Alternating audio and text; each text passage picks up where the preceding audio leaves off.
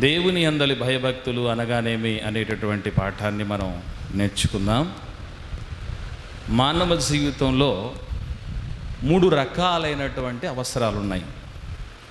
అవి అత్యవసరాలు, అవసరాలు, సౌకర్యాలు అని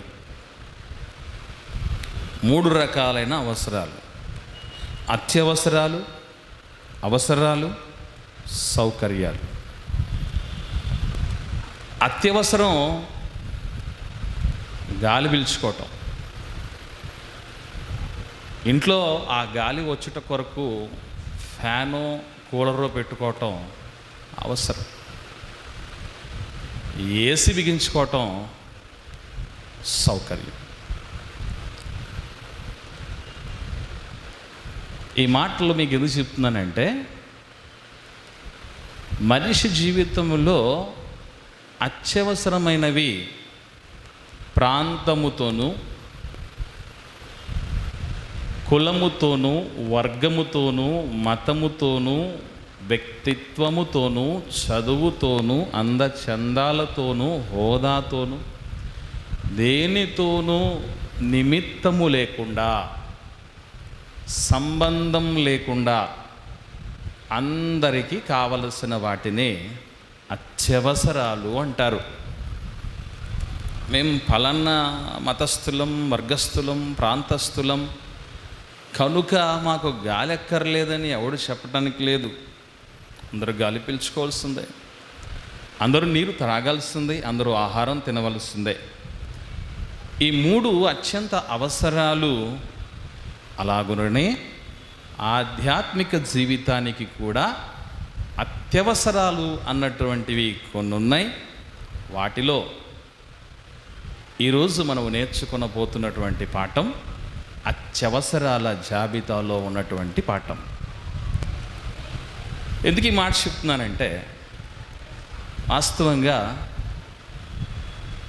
ఎంత గొప్ప చదువులు చదివినా, ఎన్ని విషయాలు తెలుసుకున్నా, ఇవన్నీ అనుభవం అన్న దాని ముందు దిగదుడిపే అని అంటారు. అందుకే పెద్దలకు ఒక అతిశయం ఉంటుంది.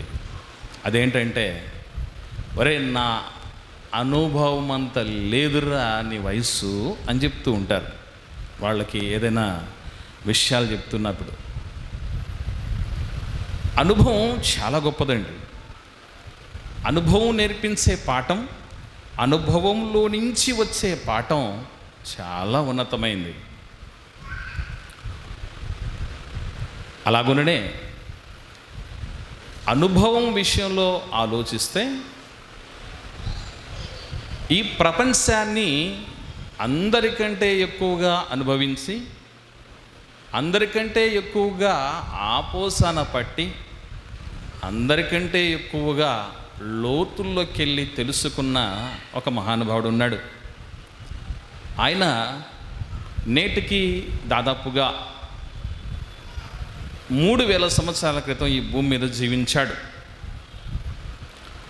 ఒకనాటి ఇశ్రాయేలు సమాజాన్ని పరిపాలించిన మహారాజు ఆయన పేరే సొలొమోను గారు. ఆయన ఎంత పరిశీలన దృక్పథం కలిగినవాడు, ఎన్ని అనుభవాలు కలిగినవాడు అన్న విషయాన్ని ఒకసారి పాత నిబంధన గ్రంథములో ఆలోచించగలిగితే, ప్రసంగి గ్రంథము 1వ అధ్యాయం, ప్రసంగి గ్రంథం 1వ అధ్యాయము 13వ వచనములో, ప్రసంగి గ్రంథం 1వ అధ్యాయం 13వ వచనములో, ఆకాశము క్రింద జరుగున దానిని అంతటిని జ్ఞానము చేత విచారించి గ్రహించుటకై నా మనస్సు నిలిపాను. ఇక్కడ మీరు చాలా జాగ్రత్తగా గమనించగలిగితే, ఈరోజు ప్రపంచంలో పండితులు, మేధావులు, గొప్ప గొప్ప శాస్త్రజ్ఞులు, ఎన్నో విషయాలు మానవ కళ్యాణం కోసం కనుగొన్న వాళ్ళు, బాగా చదువుకున్న వాళ్ళ భాషలో చెప్పాలంటే మిలీనియం మహనీయులు అని పిలువబడుతున్న వారందరికీ సాధ్యం కాని పని సొలొమోను గారికి సాధ్యమైనట్టుగా ఇక్కడ మనకు కనబడుతుంది. ఏమిటది అంటే, ఆయన ఎంత చూశాడట? సొలొమోను గారు ఎంత చూశారని రాయబడిందండి? ఆకాశము క్రింద జరుగున అంతటిని, దాన్ని బాగా గమనించగలిగితే, ఆకాశము క్రింద జరుగుతున్న దాన్ని అంతటినీ ఆలోచించటం అంటే అంత ఆషామాషి విషయం కాదు. మీకు విషయం చెప్పాలి, మన చుట్టూ కనీసం ఒక ఊరి పరిధిలో ఏం జరుగుతోందో కూడా మనకు తెలియకుండానే చాలా జరిగిపోయి ఉంటాయి. అవునా కదా? ఏంటి ఇక్కడే ఉన్నారు, ఈ ఊర్లోనే ఉన్నారు, ఈ విషయం మీకు తెలీదా అని అనే వాళ్ళు ఉన్నారు. మనకు తెలియకుండానే చాలా విషయాలు జరిగిపోయినటువంటి పరిస్థితులు లోకంలో. ఇంత అడ్వాన్స్డ్ టెక్నాలజీ వచ్చినప్పటికీ,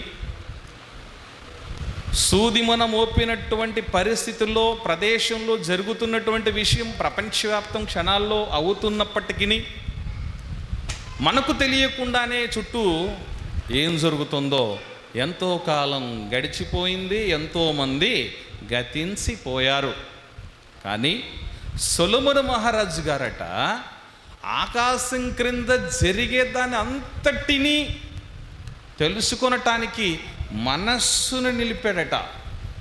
చదువుతున్న పాఠం మీద మనస్సు నిలపటమే మనకు కష్టం. చిన్న పాఠం అది కదా. వింటున్న విషయం మీద మనస్సు నిలపటమే కష్టం. అది గంటసేపు పాఠం. అది వింటున్న విషయమో చదువుతున్న విషయమో, ఇట్లాంటి వాటి చిన్న చిన్న వాటి మీదే మనం ధ్యానము నిలపలేక, మనస్సు నిలపలేక ప్రమాదానికి గురై చూస్తున్నాం. కూరగాయలు జరుగుతున్న వాళ్ళు ఏదో ఒక క్షణంలో ఏం చేసుకుంటారు చెప్పండి? ఏదో ఒక సమయంలో ఏం చేస్తారండి? కూరగాయలకు బదులుగా వేళ్ళు దొరుకుకుంటారు. ఎందుకు అని అంటే, అది మనస్సు కాన్సంట్రేషన్ అన్నది అందుబాటులో లేకపోవటం. అవునా కదా? వంట చేస్తున్న వాళ్ళు చేతులు వేళ్ళు కాల్చుకుంటారు కదా. వంట చేస్తున్న వాళ్ళు ఆడవాళ్ళని కనుక్కోవటానికి కొందరు చెప్తారు చిట్కాలు. వంటలో పెద్ద వెంట్రుక కనబడింది అనుకోండి, ఇది ఆడవాళ్ళు చేసిన వంట అని కనుక్కోవచ్చు. వంటలో మసాలా దినుసులు, పప్పు దినుసులు ఇలాంటి వాటితో పాటు వెంట్రుక కూడా పడింది ఏంటి అంటే, అది మనసు నిలపకపోవటం. ఇలా మనసు నిలపకుండా డ్రైవింగ్ చేసినటువంటి సందర్భాలు, కొద్ది దూరంలోనే పక్కూరికి పోయొచ్చే యాక్సిడెంట్ అయి చచ్చిపోయిన ఉన్నారు మనసు నిలపక. కానీ ఇవన్నీ చాలా చిన్నవండి. చాలా చిన్ని వాటిలోనే మనం ఫెయిల్యూర్ అవుతూ ఉంటే, ఆకాశం క్రింద ఒకటి ఉందా? ఎన్నున్నాయి. ఎన్నింటి మీద మనసు నిలిపిన తర్వాత నిజంగా ఆయన ఎంత సక్సెస్ అయ్యాడు అని తన రచనలు, సామెతల గ్రంథం కానీ, ప్రసంగ గ్రంథం కానీ, పరమగీతం కానీ, సొలొమోను రచించినటువంటి విషయాలండి. ఆయన జీవిత కాలమంతా తన అనుభవాలన్నింటినీ దేవుని మహాకృప చేత రంగరించి రాసిన గుణపాఠాలు అవన్నీ. మరి ముఖ్యంగా సామెతల గ్రంథంలో కానీ, ప్రసంగ గ్రంథంలో కానీ ఒక్క వచనం ఆలోచిస్తే మాలాంటి సేవకులకు అలాంటి విషయాలు ఎంతో మేలు.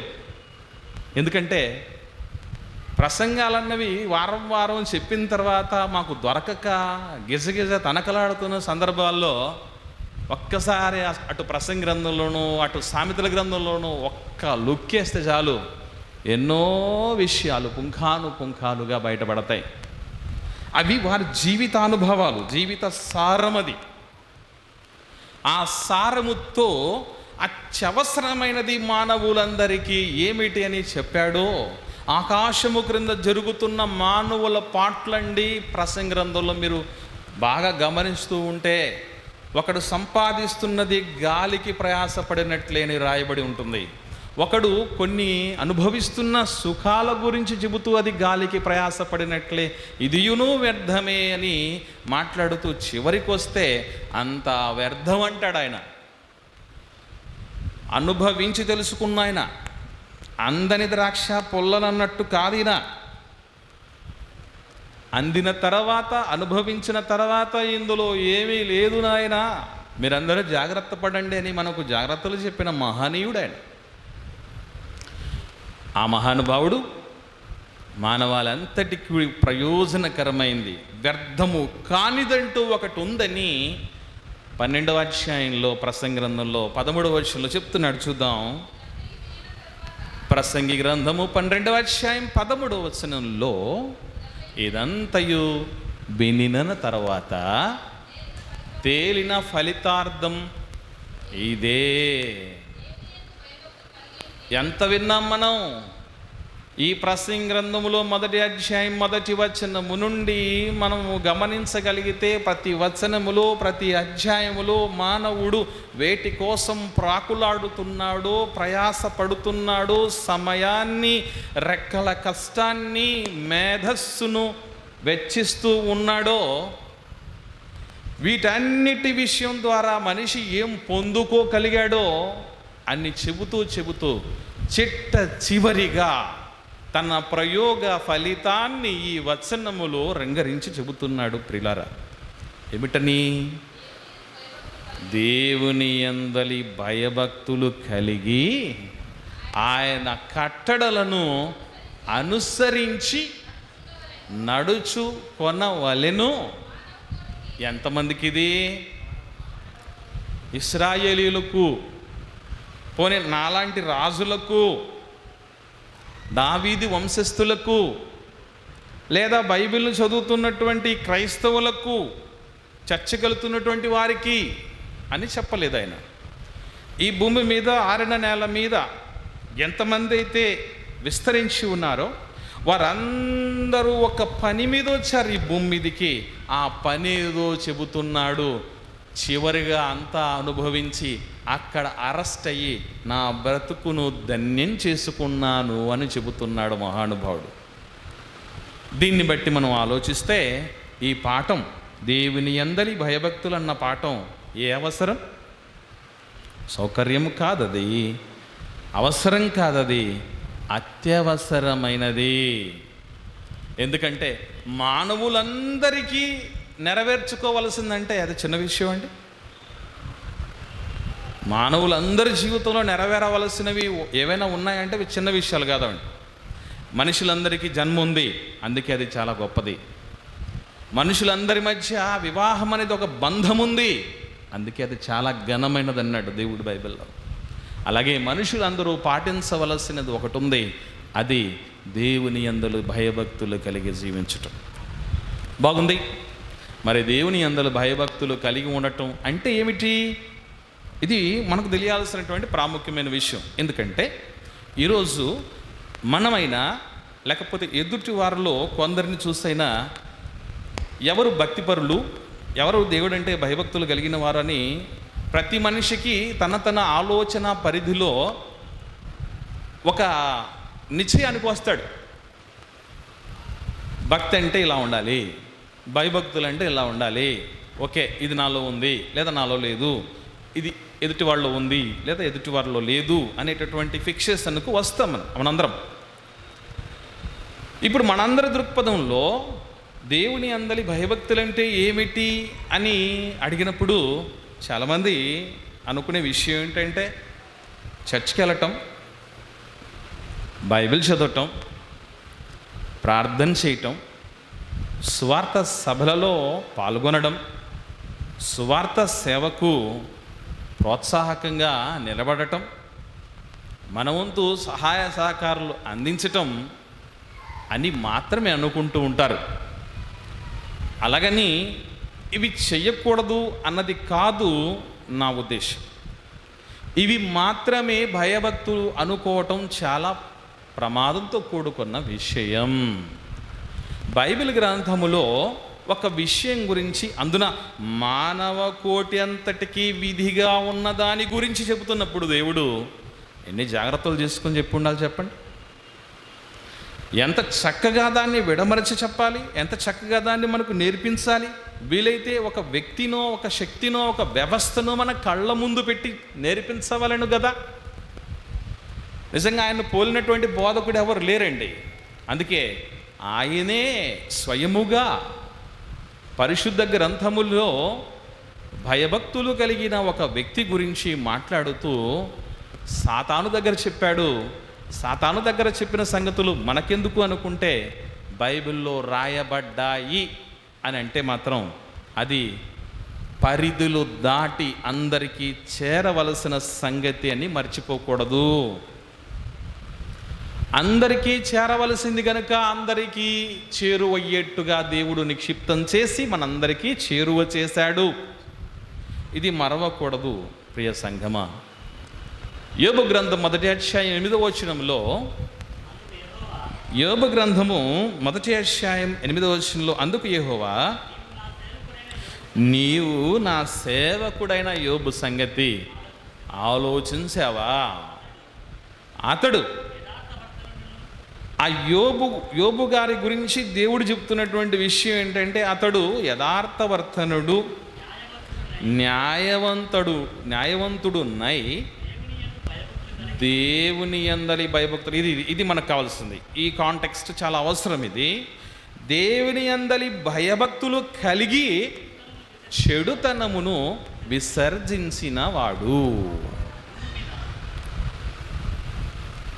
దేవుని యందలి భయభక్తులు కలిగిన వారంటే ఎవరు అంటే, తెల్ల బట్టలు వేసుకొని చర్చికి వెళ్తూ ఉంటారు, వాళ్ళ చేతిలో బైబిల్ ఉంటుంది, మోకరించి ప్రార్థన చేస్తారు, కానుకేస్తారు, పాటలు పాడతారు, దేవుడి గురించి చెప్తారు. ఇవన్నీ చెప్పలేదు దేవుడు. వీటన్నిటినీ కలగలిపి మూలాధారమైన ఒక విషయాన్ని చెప్తున్నాడు. అదేమిటంటే చెడుతనమును విసర్జించాలి.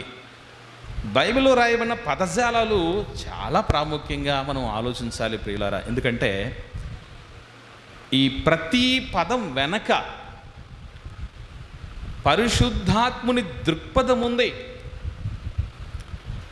ఆయన యొక్క సర్వ సత్యములోనికి నడిపించేటటువంటి విషయం ఉంది, శక్తి ఉంది.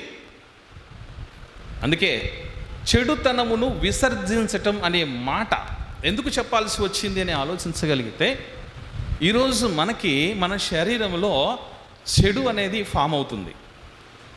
మన శరీరంలో చెడ్డ పదార్థాలు లేకపోతే విసర్జక పదార్థాలు అంటే విడిచివేయాల్సిన పదార్థాలు అని పేరు వాటి.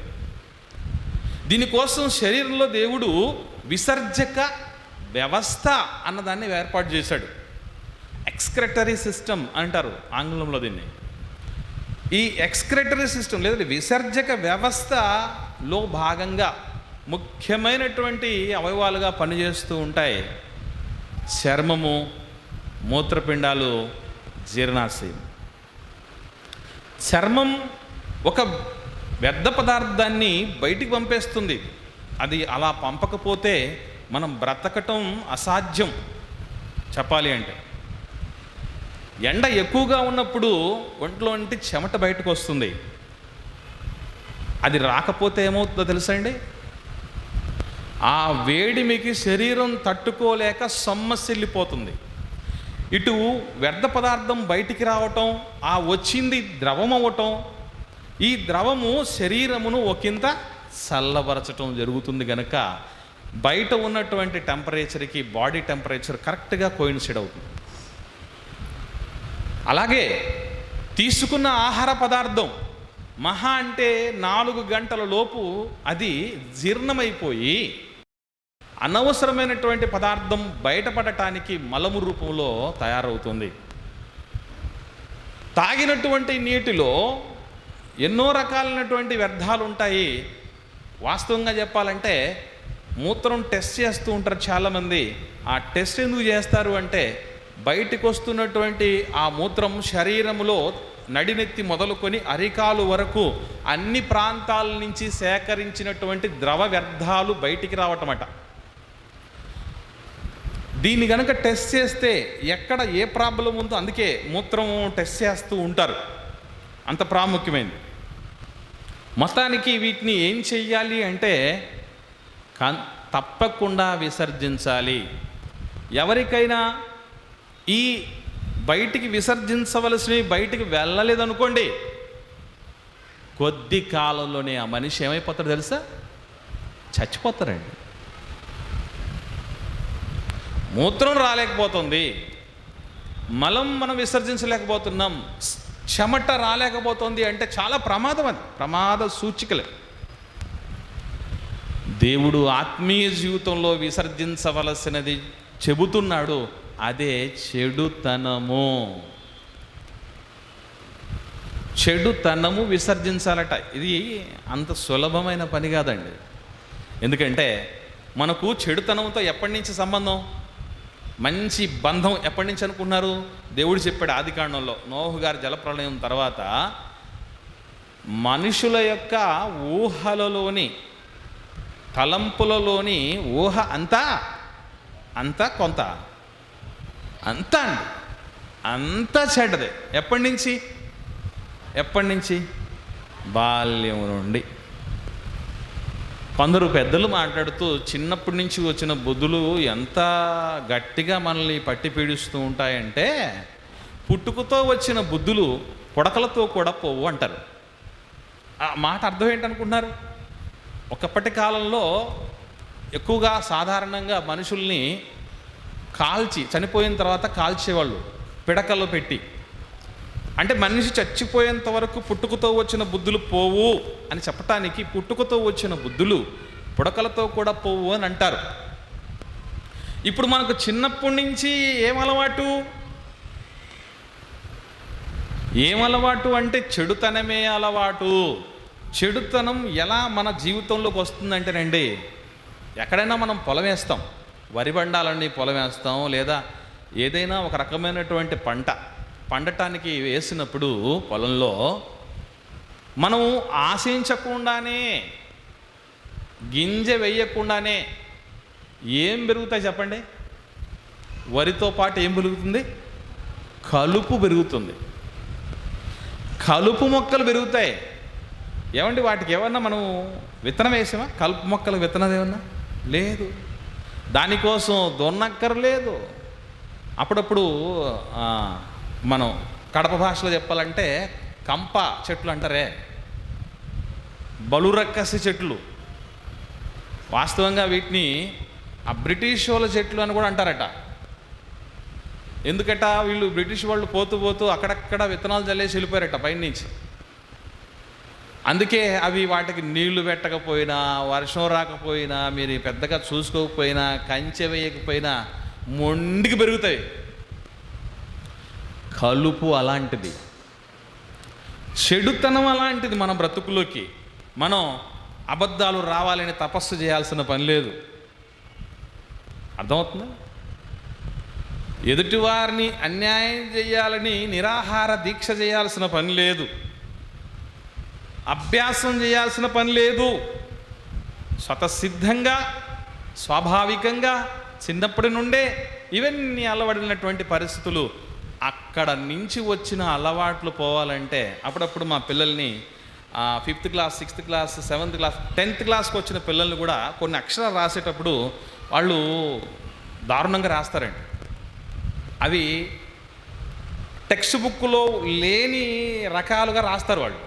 మరి ఏంట్రా ఇలాగ రాశారు ఈ అక్షరాన్ని అని అడిగితే వాడు చెప్పే మాట ఏంటో తెలుసా? సార్, నాకు వచ్చింది అంతే సార్, నేను చిన్నప్పటి నుంచి అంతే సార్, అట్లే రాస్తాను సార్. మా మేడం వాళ్ళు, మా సార్ వాళ్ళు అదే నేర్పించారు సార్. మరి దారుణమండి. అక్కడ కొందరు టీచర్ల పరిస్థితి, నేను కూడా సాటి టీచర్గా చెప్పకూడదు కానీ చెప్పాల్సిన సమయం వచ్చింది. జ్వాలాపతి అనే పేరు రాయమని, జ్వాలాపతి అనే పేరు రాయమని వెళ్ళారు స్కూల్లో. పిల్లల్ని పేరు రాయించుకొని జాయిన్ చేసుకుంటారు కదా. మాస్టారు ఏ సెన్స్లో ఉన్నారేమో తెలియదు కానీ జ్వాలా కాస్త జాలా అని రాశాడు. ఇప్పుడు మా కొలీగ్ అండి, ఆయన టీచరు, ఆయన పేరు జాలాపతి. ఏంటి సార్ ఈ జాలాపతి అని అంటే, అయ్యా ఏం చెప్దాము మన వాళ్ళ నీళ్ళు అని వాళ్ళు బాధపడడం జరిగింది. ఏది ఏమైనా మీరు గమనించగలిగితే మనకు అక్షరాభ్యాసం నేర్పించకుండానే చెడుతనం అయితే వచ్చింది.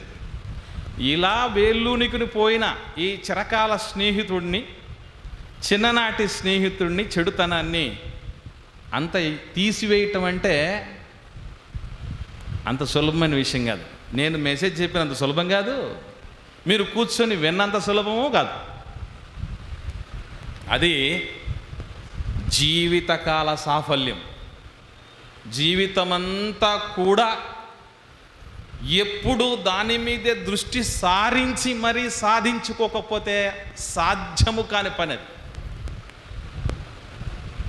యోబు గారి విషయంలో చూస్తే ఆయనంత భక్తిపరుడు, ఆయనంత భయభక్తులు కలిగిన వాడు ఈ భూమి మీదే లేడు అని చెప్పాడు. ఆయనకి ఎంత అసహ్యం అంటే చెడుతనం. కొడుకులు కూతుర్లు ఉదయం నుంచి సాయంత్రం వరకు వారికి ఉన్నటువంటి ఆర్థిక స్తోమతను బట్టి, వారికి ఉన్నటువంటి ఉన్నత స్థితిని బట్టి విందులు వినోదాలు చేస్తూ ఉంటే చెవులతో వినలేదు. దేవుణ్ణి దూషించారా లేదా అని చెవులతో వినలేదు నాన్న యోబు గారు. ఏమండి? కానీ ప్రతిరోజు ఉదయాన్నే ఏం చేస్తూ ఉండేడని రాయబడింది మనకి బైబిల్లో. ఒకసారి చూద్దాం. యోబు గ్రంథంలో, యోబు గ్రంథము 1వ అధ్యాయము 5వ వచనం. వారి వారి విందు దినములు పూర్తి కాగా యోబు తన కుమారులు పాపము చేసి తమ హృదయములో దేవుణ్ణి దూషించిరేమో అని వారిని పిలువనంపించి వారిని పవిత్రపరిచి అరుణోదయమున లేచి వారిలో ఒక్కొక్కని నిమిత్తమై దహన బలి అర్పించుచూ వచ్చెను. యోబు ప్రతి పండగ రోజు, ప్రతి క్రిస్మస్కి మాత్రమే, ప్రతి గుడ్ ఫ్రైడేకి మాత్రమే ఇలాగ చేస్తూ ఉండేవాడు అని అక్కడ లేదు. మీరు గమనించండి. నిత్యము జయిస్తూ ఉండటం, ఒక బలి అర్పణ చేయటం, ప్రతిరోజు చేయటం ఎంత కష్టంతో కూడుకున్న పని తెలుసండి. అనవసరంగా ఈ 10 మంది పిల్లల కోసం ప్రతిరోజు 10 అమాయక జీవాలు బలైపోతూ ఉంటే ఉన్న ఆస్తి ఏమైపోద్ది? కూర్చుని తింటే ఏమవుతాయట? కొండలైనా కరిగిపోతాయి, గొర్రెలైనా తరిగిపోతాయి. ప్రతిరోజు 10 మంది పిల్లల కోసం నిత్యము దహన బలు అర్పిస్తుంది. ఎందుకోసమట? పిల్లలు హృదయములో ఏమైనా దూషించారేమోనని. బయటకేం వాళ్ళు బయటపడలేదు, బాగానే ఉన్నారు. అంటే యోబు గారికి చెడుతనం అంటే ఎంత అసహ్యమో ఈ సందర్భం చూస్తే మీకు అర్థం అవ్వాలండి. పిల్లలు మనస్సులో ఏమైనా దూషించారు అంటే మనస్సులో కూడా వీళ్ళ దగ్గరికి చెడు అనేది పడచూపకూడదు అని ఆలోచించి ఈ చెడు పోవాలి, విసర్జించబడాలి. ఇది విసర్జించబడాలంటే నా పిల్లల జీవితంలో నేను బాగున్నాను, నాతో పాటు కనీసం నా పిల్లల్ని కూడా నేను బాగుపరుచుకోవాలి అని ఒక్కొక్కని నిమిత్తము మీ నిత్యము బలి చేస్తూ ఉన్నాడు అని. ఏమంటే నాన్న చేస్తూ ఉన్నప్పుడు పిల్లలు ఏమనుకుంటారు చెప్పండి? ఊరుకొని ఆయన వయసుతో పాటు నీకేం పెరిగింది? చాదస్తం పెరిగింది నాన్న. ఉన్నవన్నీ కూడా ఆ గొర్రెలు ఏదో ఆస్తుందని చెప్పుకుంటే అన్ని రోజుకు 10 మైనస్ చేస్తున్నావే నువ్వు అనే పరిస్థితులు అని ఉంటారు లేదా? ఏది ఏమైనా యోబు గారికి కనీసం హృదయములో కూడా నా పిల్లలు చెడుతనము చెయ్యకూడదనే అసహ్యం కలిగింది. సామెతల గ్రంథంలో 8వ అధ్యాయం 13వ వచనంలో అంటారండి. సామెతల గ్రంథం 8వ అధ్యాయం 13వ వచనంలో యెహోవా యందు భయభక్తులు కలిగి ఉండుట అంటే చెడుతనాన్ని ఏం చేయాలి? చెమట బయటకు వచ్చింది, దాచుకుంటామండి. అబ్బా నా చెమటే కదా ఇది, నా బంగారు చెమట, ఏమండి నాకు ఇష్టమైన మూత్రం ఎవడన్నా అంటాడా? వాటిని బయటికి వదిలేసి వాటి వైపు కూడా చూడాలనుకో. అవునా? మనలో ఉన్న చెడే అది, మనలో నుంచి బయటికి పోయిందే, కానీ బయటకు వచ్చిన తర్వాత దాన్ని అసహ్యించుకుంటాం. దేవుడు వాడిన పదజాలాలు చూడండి. విసర్జిస్తే ఏ విధంగా విసర్జించే వాటిని మనం అసహ్యించుకుంటున్నామో అలాగే విసర్జించుకొని అసహ్యించుకోవలసిన జాబితాలో ఉండవలసింది చెడుతనం. ఈ మధ్యకాలంలో ఈ అవగాహన చాలా మందిలో మిస్ అయిపోయి ఏం జరుగుతుంది? చెడుతనాన్ని అసహించుకోవాల్సింది పోనిచ్చి చెడు పనులు చేస్తున్నటువంటి వ్యక్తిని అసహించుకుంటున్నారు. ఇది పొరపాటు. పాపులను యేసుప్రభు ద్వేషించలేదు, అలాగని క్రైస్తవులందరూ పాపం చేస్తూ పోవాలి అని నేను చెప్పట్లేదు. మనలోనే చాలామంది ఎటువంటి ఆలోచన విధానాన్ని కలిగి ఉంటారు అంటే, వాస్తవంగా ఎంత చెడ్డవాడైనా, ఎంత దుర్మార్గుడైనా, ఎంత దుష్టులైనా సరే వారు దేవుని పిల్లలు, మన తోబుట్టువులు. వారిని అంత దుర్మార్గపు స్థితికి తీసుకొని వెళ్ళింది ఏమిటంటే వారి యొక్క చెడుతనం మాత్రమే. ఆ చెడుతనాన్ని మనం తీసివేయగలగాలి. ఇది సమాజం చెయ్యలేని పని, ప్రభువుకు మాత్రమే సాధ్యమయ్యే పని. అసహ్యించుకున్నాడు చెడును అనే యోబు గారి విషయాన్ని చూస్తే మనకు బాగా అర్థమవుతుంది. ఈరోజు చెడుతనం పట్ల మనకు అసహ్యం ఉందా లేదా ఆకర్షణ ఉందా అని ఆలోచించగలిగితే, ఏమండి మీరు బాగా గమనించండి.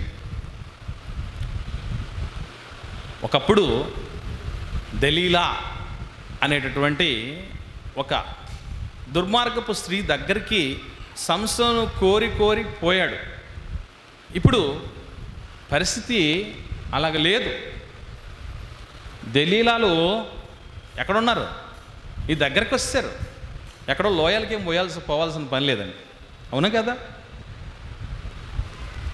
ప్రతి ఊరిలో, ప్రతి వీధిలో, ప్రతి పరిస్థితుల్లో మనం చూడగలిగితే భయంకరంగా పాడు చేసేటటువంటి మగవాళ్ళు ఉన్నారు, ఆడవాళ్ళు ఉన్నారు, బాగుంటే ఓర్చుకోలేని వాళ్ళు చాలామంది.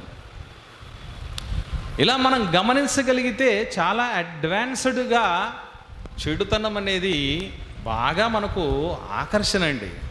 అందుకే మీరు చూడండి, ఓ 5 నిమిషాలు బైబిల్ చదవటం ఇష్టమా, ఓ గంట సేపు పేపర్లు చదువుతూ ఉంటారండి. న్యూస్ పేపర్లు కొందరు ఎలా చదువుతారు తెలుసా? అక్షరం అది జిల్లా వార్తల, ప్రాంతీయ వార్తల, రాష్ట్రీయ వార్తల, జాతీయ వార్తల, అంతర్జాతీయ వార్తల నిమిత్తం లేదు. ముక్క చదివేసి అయిపోయేంత వరకు మిగతా పనులు పట్టుకోరు. తృప్తి లేదంటారు అలా చదవపది. మరికొందరు ఉంటారండి, ఇది చాలా మందికి ఉంటుంది ఆ లక్షణం. ఏదో పల్లీలు కట్టించుకోవడం, ఏదో సమోసాలు కట్టించుకోవడం, ఏదో టిఫిన్ కట్టించుకునేదానికి న్యూస్ పేపర్ వచ్చింది అనుకోండి, మనం ఏం చేస్తాం తెలుసా? ఆ న్యూస్ పేపర్లో ఉన్న న్యూస్ను చదువుతూ దానిలో ఉన్నదాన్ని తింటాం. అంటే అర్థం ఏంటి? పేపర్ మొక్కను కూడా వదలం అని కదా అర్థం. బైబిల్ గ్రంథం ఉంది. ఏది చదివితే మేలు? ఏది చదివితే మేలు మనకి? బైబిల్ చదివితే మేడా, న్యూస్ పేపర్ చదివితే మేలా? అలాగే న్యూస్ పేపర్ ఏం చదవకుండా ఉండవాళ్ళం కాదు, వాళ్ళని చెప్పడం కాదు. నేను ఈ రెండింటిని పక్కన పెడితే దేనికి మనం ప్రియారిటీ ఇస్తామంటే, బ్రదర్ ఈ మధ్యకాలంలో నవలలు చదువుతున్నప్పుడు కానీ, న్యూస్ పేపర్స్ చదువుతున్నప్పుడు కానీ నాకు నిద్ర వచ్చేస్తానని ఎవడు చెప్పడు. కానీ బైబిల్ చదువుతున్నప్పుడు మాత్రం ఏమొస్తుందటండి? నిద్ర. దీనికి మనకు ఒక కారణం చెప్పాడు క్రైస్తవుడు. ఇదేంటోనండి, తెల్ల పేపర్ల మీద నల్ల అక్షరాలు, చిన్న అక్షరాలు చాలా కష్టంగా ఉన్నాయి. అదే ఒక న్యూస్ పేపర్ చూడండి, ప్రతి పేజీ రంగుల్లో ఉంటుంది. ప్రతి పేజీ రంగుల్లో ఉంటుంది. బైబిల్ను కూడా రంగురంగుల బొమ్మలేసి, పెద్ద అక్షరాలు వేసి. అందుకే ఈ మధ్యకాలంలో యేసు ప్రభు పలికిన మాటల్ని రెడ్ అక్షరాలు. బైబిల్ వచ్చిందా లేదా? యేసు ప్రభు పలికిన మాటలు రెడ్ అక్షరాల్లో ఉంటాయి. అబ్బా, అది కొంచెం స్పెషల్. ఎందుకంటే ఈ నల్లని అక్షరాల మధ్య ఇంకొక కలర్ అన్న వచ్చిందంటే మల్టీ కలర్ బైబిల్ వచ్చేస్తుంది. పోనీ ఆ అక్షరాలు బాగుండవని మనం అప్పుడప్పుడు ఏం చేస్తూ ఉంటాం? కొందరు బైబిల్ చూడండి, మార్కర్లు వేస్తారు. మార్కర్లు చూసారా?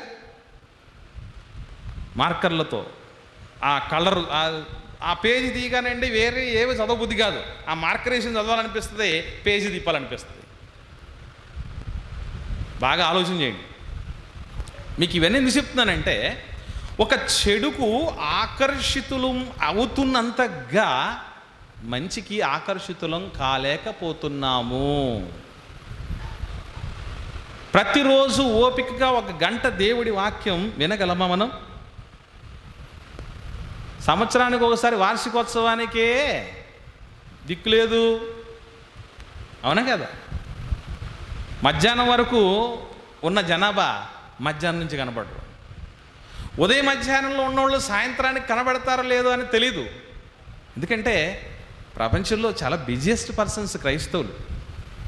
అందుకే ఏమని చెప్తూ ఉంటారంటే, ఏం బ్రదర్ అంత చక్కగా దేవుడు మహిమకరంగా ఎంతో దేవుని పిల్లలు ఏ ప్రయాసాలకు వచ్చి కార్యక్రమాలు జరిగిస్తున్నప్పుడు రాలేకపోయారంటే, టైం లేదు బ్రదర్ అంటాడు. టైం ఇచ్చిన ఆయనకి టైం లేదు. చూసారా, కుండలు చేసేవాడికి కొండలు కరువు అన్నట్టు టైం ఇచ్చిన ఆయనకే టైం కరువు. కొన్నాళ్ళకు నీవు చేసినదే నీ నెత్తి మీదకి వచ్చును అని దేవుడు ఉన్న టైంను తీసేస్తాడు. అప్పుడు దాకా బుద్ధి రాదంటే ఎవరేం చేయగలరు? కనుక దేవుని పిల్లరా, చెడు చాలా దారుణాతి దారుణంగా మనం దానికి అట్రాక్ట్ అవుతూ ఉంటాం. బైబిల్లో ఉన్నటువంటి మాటలు పిల్లలు నేర్చుకోవాలంటే చాలా కష్టపడతారు. మీరు బాగా గమనించి చూడండి. మిగతా లోకంలో ఉన్నటువంటి విషయాల గురించి చెప్పండి, అనర్గళంగా మాట్లాడతారు. దేవుడు సంబంధించినటువంటి విషయాలు బైబిల్లో ఉన్నటువంటి వాటిని గలం విప్పమంటే విప్పడం. ఇక్కడ గలం విప్పలేరు. లోకంలో అయితే ఎంతో అనర్గళంగా వాటి గురించి చెప్పేస్తారు.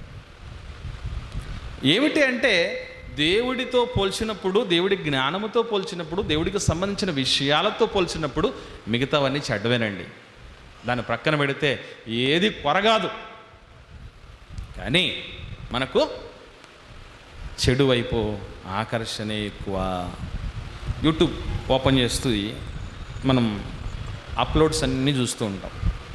ఎక్కడ ఆగుతాం? సహోదరి మనులు ఒక చోట ఆగుతారు, ఎక్కడ వంటలో కదా, ఎక్కడ మంచి రకరకాలైనటువంటి బట్టలకు సంబంధించిందో, షాపింగ్కి సంబంధించిందో, రకరకాలైనటువంటి వాళ్ళకి ఇష్టమైన, వాళ్ళకి అవసరమైన ఆభరణాలకు సంబంధించిన అక్కడ ఆగుతారు. బ్రదర్స్ ఉన్నారు. బ్రదర్స్కి ఎక్కువ ఎంటర్టైన్మెంట్లు, గేమ్స్, స్పోర్ట్స్ పిచ్చున్నోళ్ళు కొందరు, సినిమాలు పిచ్చున్నోళ్ళు కొందరు.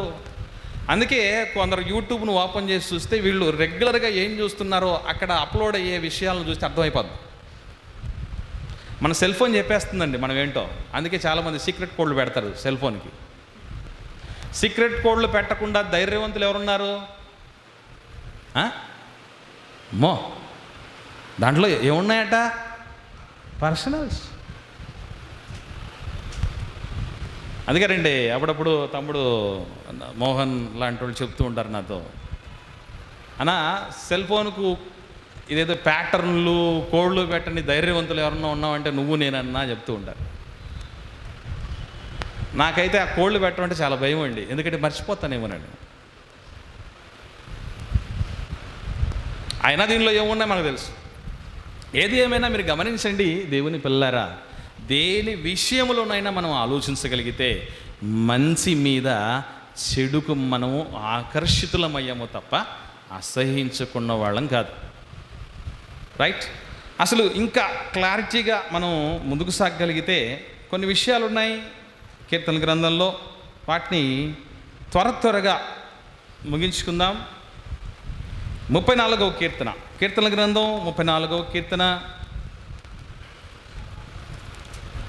చాలా ప్రాముఖ్యమైనటువంటి విషయాలండి ఇవి. 11వ వచనం నుండి చూద్దాం.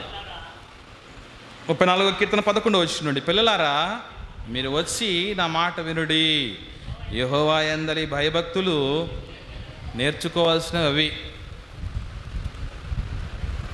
అప్పుడప్పుడు పెళ్లి చూపులప్పుడు, బాబు నువ్వేమన్నా అడుగుతావా అని అబ్బాయిని అంటూ ఉంటారు. అనగానే ఈ అబ్బాయి అడిగే మొట్టమొదటి ప్రశ్న ఏంటి అమ్మాయిని, నీకేమొచ్చు, నువ్వేం నేర్చుకున్నావు? ఇది ఫస్ట్ క్వశ్చన్. అప్పుడు ఆమె యెహోవా యందలి భయభక్తులు నేర్చుకున్నాను అని అనుకోండి, షాకు గురవుతాడు. ఇదేమి నేర్చుకోవటం తల్లి, ఏమి అంటే ఇంకా క్లారిటీగా వంట వచ్చా అడుగుతారు, లేదు వంట చేయటం వచ్చా, కుట్టు అల్లికలు వచ్చా, ఇవన్నీ క్లారిటీగా అడుగుతూ ఉంటారు. నీకు యెహోవా యందలి భయభక్తులు వచ్చా అని అడిగారు అనుకోండి అమ్మాయిని, వీడెవడో ఎర్రగడ్డ నుంచి బయలుదేరి వచ్చినట్టున్నాడు, ఏకంగా డైరెక్ట్గా పెళ్లి చూపులకి వచ్చాడు వీడు అనుకుంటారు కదా, తప్పు ఇచ్చాడు వీడు అనుకుంటారు అంతే తప్ప, లేదా వీడెవడో పెద్ద సైకోలాగా ఉన్నాడు మా అమ్మాయిని ఇవ్వకపోవడం మీరు. ఎక్కువ భక్తి ఉంటే అమ్మ అతి భక్తి అనర్థదాయకం ఆయన. మరి అప్పుడప్పుడు కొందరు మాట్లాడుతూ చెప్తూ ఉంటారు కదండి, మరీ అంత మంచితనం ఉండాలి కానీ మరీ అంత మంచితనం ఏంటిరా, ఎట్లా బ్రతుకుతారో లోకంలో. ఓ అబద్ధం చెప్పడం రాదు, మోసం చేయటం రాదు, టక్కరి పని రాయడం తెలియదు, తప్పించుకోవటం తెలియదు, నీకు బొత్తిగా లోక జ్ఞానమే లేదురా అని చెప్తూ ఉంటారు మళ్ళీ చూసి. ఏమండి, లోకం దృష్టిలో వెర్రోళ్ళగా ఉండడం మంచిది. వాళ్ళ దృష్టిలో గొప్పవాళ్ళు అనుకుంటే ఎంతకాలం గొప్పవాళ్ళుగా ఉంటాం?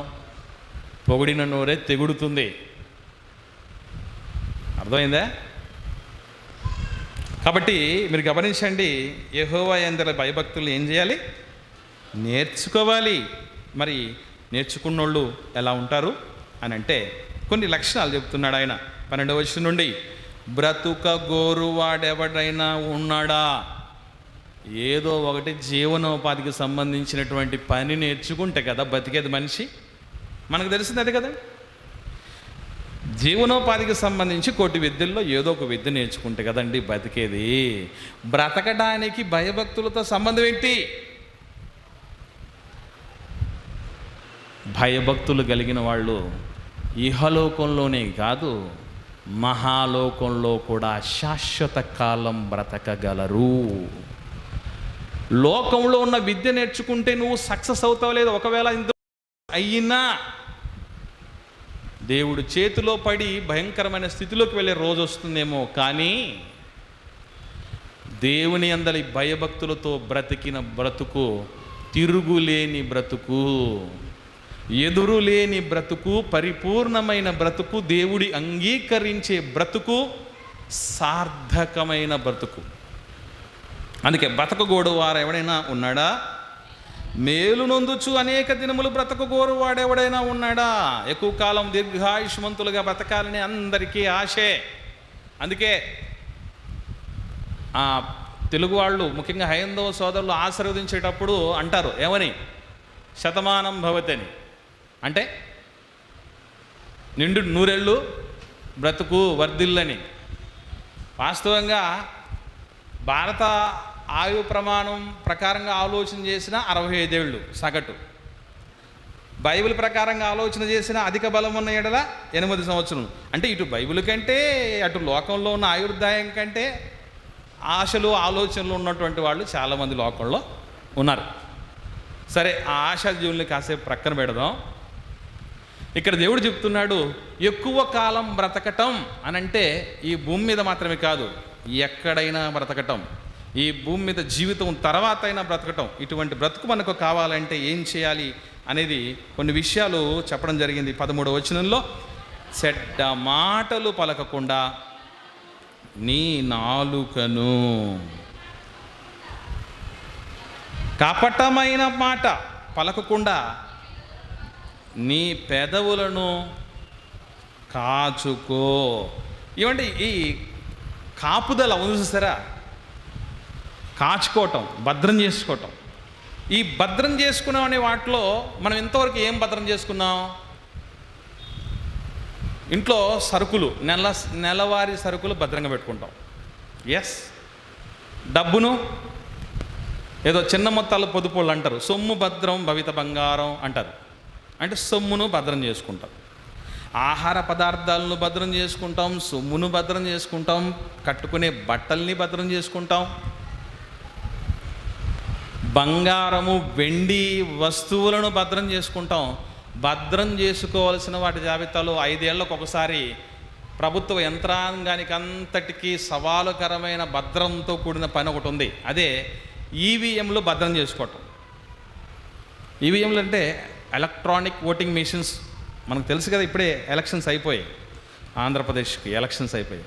ఈ ఎలక్షన్స్ అయిపోయిన తర్వాత ఈ తీర్పు, ప్రజా తీర్పుకు సంబంధించినటువంటివన్నీ కూడా ఈవీఎంలలో నిక్షిప్తమై ఉన్నాయి. వీటిని ఎప్పటి వరకు కాపాడాలి?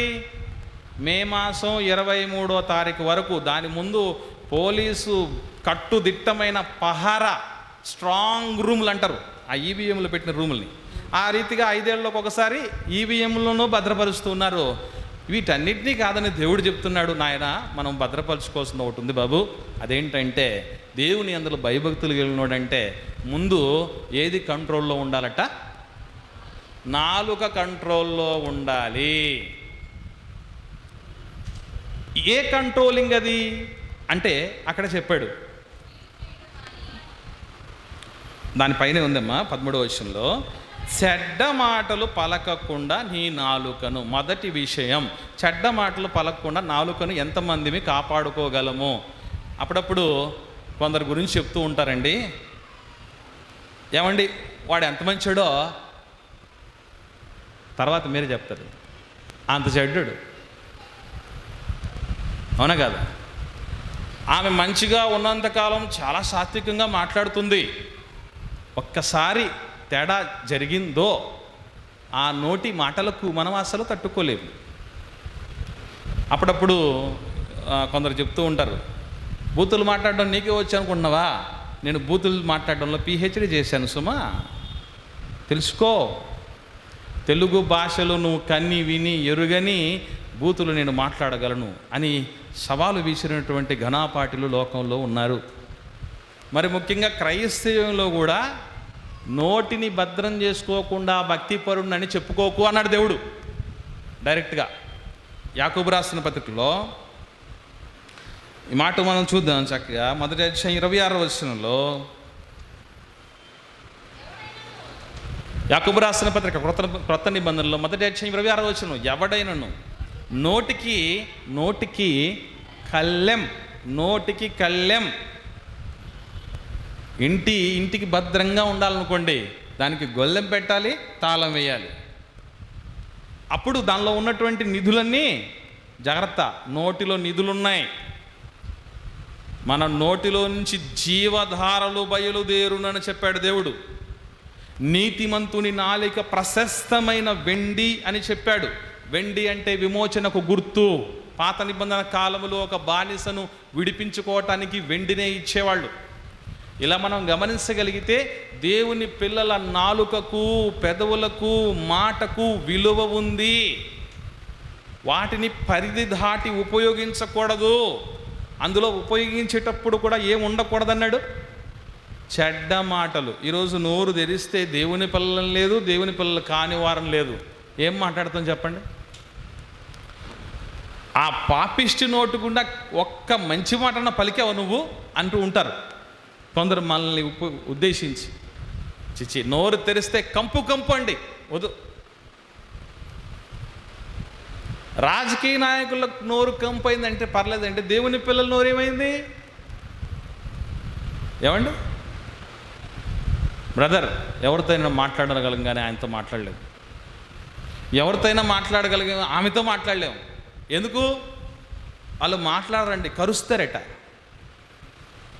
మాటలు రావు, కరచడమే వచ్చు. కరిచేది ఎవరు? మనుషులు కాదు కరిచేది, కుక్కలు కరుస్తాయి. ఇలాంటి పరిస్థితులు వచ్చేసాయి. నోటికి కళ్ళెం పెట్టుకోలేకపోతున్నాం. ఈరోజు మీరు గమనించండి, భార్యాభర్తల మధ్య సమస్యలు రావటానికి ఎక్కడ ప్రారంభం? మాటలు. కుటుంబాల్లో కలహాలు రావటానికి ప్రారంభం ఎక్కడ? మాటలు. సంఘములు, వర్గాలు రావటానికి కారణం ఏంటి? మాటలు. ప్రపంచ యుద్ధాలు జరగటానికి కారణం ఏంటి? మాటలు. దమ్ముంటే రారా చూసుకుందాం అని ఒకడు అన్నాడు అనుకోండి, అయిపోయింది. నన్నంత మాట అంటాడు వాడు అంతూ చూస్తా. వీడు మాటలతో వస్తే వాడు బాంబులతో వస్తాడు. వాడు బాంబు వేసేట చేసింది ఎవరు? మాట చేసింది మాయ. మాటలో మంత్రం ఉంది సుమా. ఈరోజు ఏ మాటలు చెప్పి రక్షించుకోగలవో దానికోసం ఎంత ప్రయాస ఉంటుందో పోగొట్టుకోవటానికి అదే మాట కారణమవుతుంది. అందుకే పెద్దలు అంటారు, నోరు మంచిదైతే, మంచి ఊరు అంటే మంచి గాలి, మంచి నీరు, మంచి తిండి, మంచి చదువు, మంచి వైద్యం అంటే అది కాదట. వీటన్నిటికంటే ముఖ్యమైనది ఏంటంటే నోరు బాగుండాలట. నోరు బాగుండటం ఏంటండి? బ్రదర్, మేము ప్రతిరోజు ఉదయ సాయంత్రాల్లో కోల్గేట్ పేస్ట్ వేసి మంచి బ్రష్ వేసి క్లీన్ చేసుకుంటున్నాం, టంగ్ క్లీనర్ కూడా వాడుతున్నాం అనుకుంటున్నారా? దుర్వాసన పోవాలని మౌత్ ఫ్రెషనర్లు కూడా వాడుతున్నాం అనుకుంటే అది భౌతికమైనటువంటి దానికోసం వాడుతున్నది మంచిదే. కానీ దాని లోపల నుంచి వచ్చే మాటలు ఉంటాయి చూసారా, అదుపు. దేవుడు చెబుతున్నాడు, ఒరే పొదుపుగా అదుపుగా వాడాల్సింది మాటలు నాయనా. అందుకే ప్రసంగ గ్రంథంలో అంటాడు సొలొమోను గారి ద్వారా దేవుడు ఏమనంటే, దేవుడు ఆకాశం అందు ఉన్నాడు, నువ్వు భూమి మీద ఉన్నావు, నీ మాటలు కొద్దిగా వాడాలి, కొద్దిగా. అప్పుడప్పుడు వాగుడుకాయ విన్నారా పేరు? వాగుడుకాయ మాటలు అయితే చెప్తారండి, కోటలు దాటిపోతాయి. కానీ చేతల దగ్గరికి చూస్తే వాడు గడపే దాటుడు. అంటే ఏరన్నమాట వీళ్ళు మాటల రాయిళ్ళు, కోతల రాయిళ్ళు ప్రపంచం అంతా ఉంటారు. ఇప్పుడు దేవుడి యందు భయభక్తులు కలిగి ఉండాలని బల్లగుద్ది నేను గంటల సేపు వాక్యం చెప్పచ్చు, ప్రయోజనం ఏముంది? బతకకపోతే బ్రతుకులో ఉంది. చూసారా, ఆ సిచ్యువేషన్ వచ్చినప్పుడండి మనలో ఉన్నాడు బయటకు వచ్చేస్తాడు అంతే. అవునా? ఏదన్నా సందర్భం వచ్చింది, మన భార్యనో పిల్లలనో అమ్మ నాన్నలనో ఎవరినో ఒకరిని ఏదో ఒకటి అన్నారనుకోండి, అన్నందుకే మనం కూడా ఏం చేస్తాం? వాడేదో పనికిమాలోడు బుద్ధిలోనోడు మాట్లాడాను అనుకుందాం, మనం ఏం చేయాలి? వెంటనే రద్దు చేయబడిన పాత నిబంధనని కాసేపు యాక్టివేట్ చేసుకుంటాం. ఏమిటది? కంటికి కన్ను, పంటికి పన్ను, బూతుకు బూతు, దూషణకు దూషణ.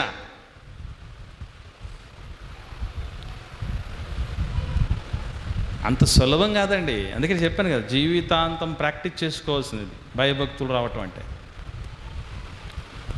చాలామంది నీటి విలువను కనుక్కున్నారు, అందుకే పొదుపుగా వాడుకోండి అని చెప్తున్నారు. కరెంటు విలువను తెలుసుకున్నారు, అందుకే కరెంటును పొదుపుగా వాడుకోండి అంటున్నారు. కరెన్సీ విలువను తెలుసుకున్నారు, అందుకే ఎక్కువ ఖర్చు చేయకండి, పొదుపు చెయ్యండి అని చెబుతున్నారు.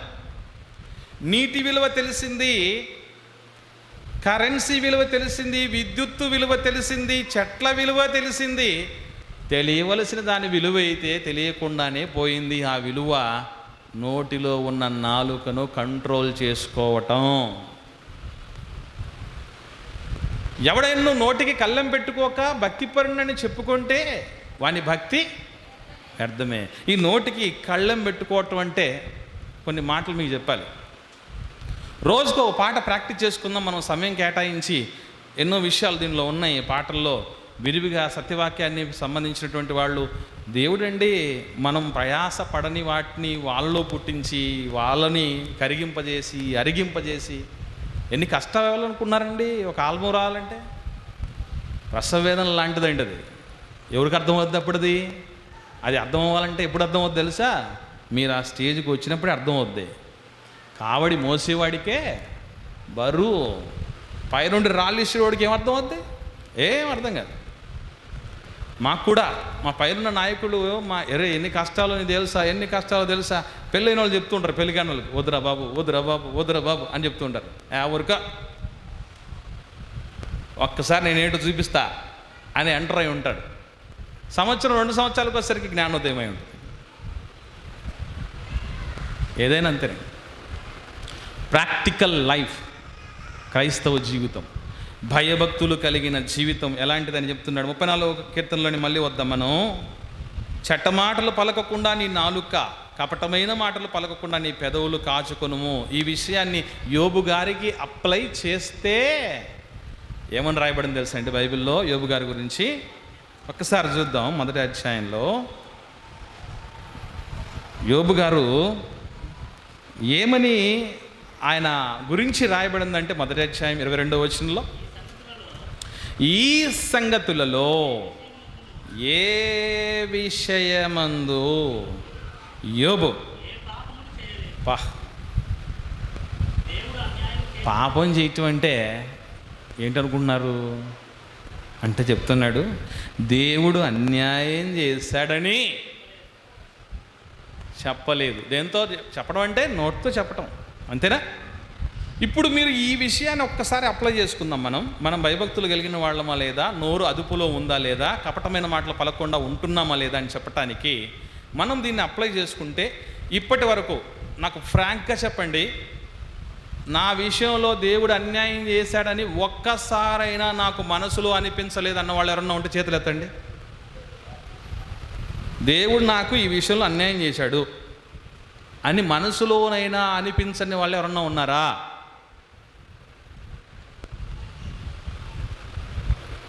ఒకవేళ మీకు అనిపించుంటే ఇప్పుడు చేతులు ఎత్తినా ప్రయోజనం లేదు, ఎందుకంటే మీకు సమీప భవిష్యత్తు ఉంది, అవునా? అప్పుడైనా పరిస్థితులు తారుమారు కావచ్చు. ఏది ఏమైనా దేవుని పిల్లరా, చాలా సందర్భాల్లో ఉదాహరణకి మనకంటే అందమైన వాళ్ళు వాళ్ళని ఎవరన్నా మనం చూసామనుకుందాం, వెంటనే మనసులో దేవుడా వాళ్ళకంటే తక్కువ అందంతో ఎందుకంటే పుట్టించు, చిన్నదే. మనకంటే డబ్బులు బాగా సంపాదించిన వాళ్ళు వెల్ సెటిల్ అయిన వాళ్ళు చూసామనుకోండి, నన్ను కలగ చూశాడు దేవుడు, వాళ్ళని ఒకలా చూశాడు అనుకుంటావు లేదు. నీకు ఆరోగ్యం ఏదో సమస్య అయింది, మిగతా వాళ్ళు చాలా ఆరోగ్యంగా చలాకీగా ముసలోళ్ళైనా తిరుగుతూ ఉన్నారు, వాళ్ళని చూసినప్పుడు ఏమనిపిస్తుంది? చిత్రంగా వాళ్ళేదో వాళ్ళ జాగ్రత్తల్లో ఉండి చేసుకున్నా, జాగ్రత్తగా ఉన్నా, నువ్వు అజాగ్రత్తగా ఉండి ఆ స్థితిలోకి వచ్చినా వెంటనే దోషిగా ఎవరిని చూస్తావు? అంతవరకు ఎందుకంటే ఒక కరెంట్ అఫైర్ చెప్తాను మీకు. ఎండలు ఎక్కువ వస్తున్నాయండి, భయంకరమైన ఎండలు. ఈ ఎండలను చూసి క్రైస్తవులమైన మనతో సహా విసుగు చెంది ఉంటాం ఒక ఆయన మీద. ఎవరైనా చెప్పండి. ఒక అమెరికా దేశంలో ఒకడు ఏం చేస్తాడో తెలుసా అండి, ప్రకృతి వైపరీత్యాలు, భూకంపాలు కానీ లేదంటే సునామీలు కానీ ఇటువంటివన్నీ జరగటానికి కారణం ఎవరంటే దేవుడు అని దేవుడి మీద కేసేసేసాడు. దేవుడి మీద కేసు ఫైల్ చేశాడండి ఒకడు. వాడేదో బుద్ధి లేనివాడు కేసు ఫైల్ చేస్తే తెలివి లేనివాడిని, వాడికి హాఫ్ నాలెడ్జ్ ఉందని కొట్టిపాడేయకుండా దేవుడు దేవుడు దేవుడు అని న్యాయమూర్తి పిలిచేశాడు. దేవుడికి అడ్రస్ లేదు కాబట్టి కేసు కొట్టివేస్తున్నాడు అన్నప్పుడు. మనుషులు ఉష్ణోగ్రతలు పెరుగుతూ ఉంటే ఏమనుకుంటున్నారో తెలుసా? ఒకసారి ఈ సందర్భాన్ని చూసి మనం ముగించుకుందాం. ఏమండి, ప్రకటన గ్రంథం 16వ అధ్యాయం 8వ వచనం నుండి చూద్దాం. ప్రకటన గ్రంథం 16వ అధ్యాయం 8వ వచనం నుండి చూడగలిగితే, 4వ దూత తన పాత్రను సూర్యుని మీద కుమ్మరింపగా, ఇక్కడ మీరు గమనించండి, సూర్యుడే పెద్దోడి మీద పాత్ర కుమ్మరింపబడుతుందంటే అది ఎంత పాత్ర? ఆలోచన చేశారా? రైట్. పాత్రను సూర్యుడి మీద కుమ్మగిస్తే మనుషులను అగ్నితో కాల్చుటకు సూర్యునికి అధికారం ఇవ్వబడిన. మీరు ఎప్పుడైనా గమనించారా ఆ పాత్రలో ఏముందో? ముందే సూర్యుడు భగ మండేటటువంటి గోళం. అటువంటి గోళం మీదికి పాత్రలో నుంచి ఏదో పోస్తే అది ఇంకా ఉష్ణోగ్రత పెరిగిందంటే సూర్యుడి కంటే ఎక్కువ ఉష్ణోగ్రత ఆ పాత్ర గుండా పోసేసింది దేవదూత. రైట్. ఏం జరిగింది అప్పుడు? మనుషులు, 9వ వచనం, తీవ్రమైన వేడిమితో కాలిపోయి ఈ తెగుళ్ళ మీద అధికారము గల దేవుని నామమును దూషించిరి కానీ, ఏమండి, దేవా ఇన్ని గొప్ప ఎండలను నువ్వు ఇచ్చావు, నువ్వు చాలా శక్తివంతుడు నాయనా. మొన్నటి వరకు సూర్యుడు బయటికి రావాలంటేనే గజగజ ఉనికిపోయాడు కదా శీతాకాలంలో. ఇప్పుడు ఈ ఎండలు భయంకరంగా పెంచావంటే నువ్వు గొప్ప శక్తివంతుడవయ్యా తండ్రి, నీకు స్తోత్రాలు. సమ్మర్ క్యాంప్ పెట్టి సమ్మర్ క్యాంపులో స్తుతి ఆరాధనలు చేస్తాడు ఎవడన్నా? చేయరో. అది చెయ్యకపోగా మేము అల్పప్రాణులమని తెలిసే మేము కూడా దేవుని పిల్లలమే కదా అయ్యా, పిచ్చుక మీద నువ్వు ఈ విధంగా చేయటం మంచిదేనా? ఇంత దారుణంగా చంపేస్తావు, ఎంత కసయ్యా నీకు?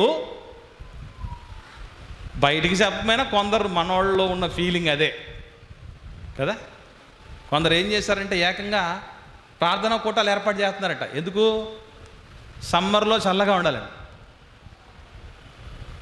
కూల్ సమ్మర్ కూల్ ఏంటి?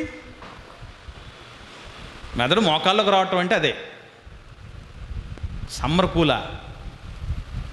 సమ్మర్ అంటే సమ్మర్లాగే ఉండాలి. నాన్న ఎందుకు అది చేశాడో తెలుసా? ఆయన శక్తిని తెలుసుకోవటానికి. అది తెలుసుకోకపోక ఏం చేశారట మనుషులు? దేవుణ్ణి దూషించారు, కానీ దేవుని మహిమపరిచేట్టుగా మనసు మారటం లేదు. దేవా, నీ శక్తి ముందు నేను చేతులు ఎత్తేస్తున్నాను, హ్యాండ్స్ ఆఫ్, నేను నీకు సరెండర్ అవుతున్నాను అనే మనిషి లేడు. ఆ ఎండలను చూసి దేవా తట్టుకోలేకపోతున్నాను ఆయన, వీలైతే కరుణించి తండ్రి, ఏమైనా తప్పు చేస్తే క్షమించు నాయన, మరో అవకాశం తండ్రి అంట. మనం అంటే భక్తి లేని జీవితాలంటే ఇదే. దేవుని అందరూ భయభక్తులు లేని జీవితాలంటే ప్రాక్టికల్గా చెప్తున్నాను మీకు. కింది చూద్దాం, ఇంకొక మాట కూడా ఉంది. 10వ వచనంలో 5వ దూత తన పాత్రను ఆ క్రూరమృగం యొక్క సింహాసనం మీద కుమ్మరింపగా దాని రాజ్యములు చీకటి కమ్మెను. 11వ వచనంలో తమకు కలిగిన వేదనలను బట్టి పుండ్లను బట్టి పరలోకమందున్న దేవుని దూషించిరి, కానీ తమ క్రియలను మాని మారు మనసు పొందిన వారు కాదు. రోగాలు వచ్చాయి అనుకోండి, ఒక ముసలైన ఏమండి ఇంత దారుణమైన మాటలు మాట్లాడుతున్నాడంటేనండి, నేను ఈ కష్టాలు పడలేకపోతున్నాను, తీసుకుపోరా దేవుడా అని చెప్తే ఆ పాపిష్టి దేవుడు తీసుకుపోవట్లేదండి నన్ను అంటాడండి. బాధలు అనుభవిస్తున్న ఒక ముసలాయన. ఇలా చూస్తేనండి దేవుడి విషయంలోనే ఎన్నో రీతులుగా మనం ఏమైపోయాం? దోషులమయ్యాము. తర్వాత 34వ కీర్తనలోనే కీడు చేయుట మాని మేలు చేయడం నేర్చుకోండి అన్నాడు. సమాధానం వెతకి దాన్ని వెంటాడండి, సమాధానాన్ని వెంటాడండి అని ఎన్నో మంచి విషయాలు దేవుడి యందు భయభక్తులు కలిగి ఉన్న లక్షణాలతో చెప్పాడు దేవుడిని పిల్లలారా. కనుక మనందరికీ అత్యవసరమైనటువంటి వాటిలో దేవుని యందలి భయభక్తులు అంటే చెడుతనమును విసర్జించుట, అనగా అసహించుకొనుట అంతే తప్ప చెడు చేస్తున్న మనిషిని కాదు, ఆ మనిషిని పాడు చేస్తున్న చెడును మనం అసహించుకొని అతనిని ప్రేమించగలగాలి. మొదటి విషయం. రెండవదిగా మనం భయభక్తులు కలిగిన వాళ్ళమంటే మన నోటిని దేవుడి విషయంలో కానీ ఇటు ఇతరుల విషయంలో కానీ మన విషయంలో కానీ తప్పు చేయుటకు దానిని వాడము. ఎంత శక్యమైతే ఏమండి, నగదు కంటే విలువైనది నాలుకను ఉపయోగించడం అండి. మీకు అది విషయం తెలుసుకోగలిగితేనండి, జీవ మరణములు నాలుక వశం. కనుక ఈ నాలుకతోనే మనకు శత్రువులైనా మిత్రులైనా ఎవరు దేన్ని బట్టి వస్తారో తెలుసండి? మాటను బట్టేనండి. మాటను బట్టే చాలా చక్కగా మాట్లాడతారండి. మాట నోరు తెరిస్తే మంచి గౌరవప్రదంగా మాట్లాడతారండి. మేలుకరమైన విషయాలు చెప్తారండి. వాళ్ళు మనల్ని గౌరవించేటటువంటి రీతిగా మాట్లాడతారండి అనేటువంటి వాళ్ళు ఉన్నారనుకోండి, వాడు శత్రులాంటుడైనా కూడా వచ్చి మాట్లాడాలనుకుంటారు. దేవుని పిల్లలారా, ఆ మాటకు అంత శక్తి ఉంది. కానీ ఎంత గొప్పవాళ్ళు అనే అనిపించుకున్న వాళ్ళైనా సరే, దేన్ని బట్టి గొప్ప స్థితి కలిగినటువంటి వాళ్ళైనా సరే, కటువుతో కఠినత్వముతో నిండి దూషణతో నిండినటువంటి మాటలు, ఎదుటివారిని కించపరిచే మాటలు, దేవుణ్ణి అవమానపరిచే మాటలు, దేవుడు అన్యాయం చేశాడని చెప్పేటటువంటి మాటలు ఏదన్నా మాట్లాడారంటే వారికి భక్తి లేనట్లే. ఈ విషయాల్లో మనల్ని మనం ఆత్మపరిశీలన చేసుకొని అత్యవసరమైన దేవుని యందలి భయభక్తులు అనేటటువంటి విషయాన్ని మన జీవితంలో పరిపూర్ణంగా నెరవేర్చుకున్నటకు ఆ దేవదేవుడు మన ఆత్మల కన్న తండ్రి తగిన శక్తిని మనకు ప్రసాదించుగాక. ఆమెన్.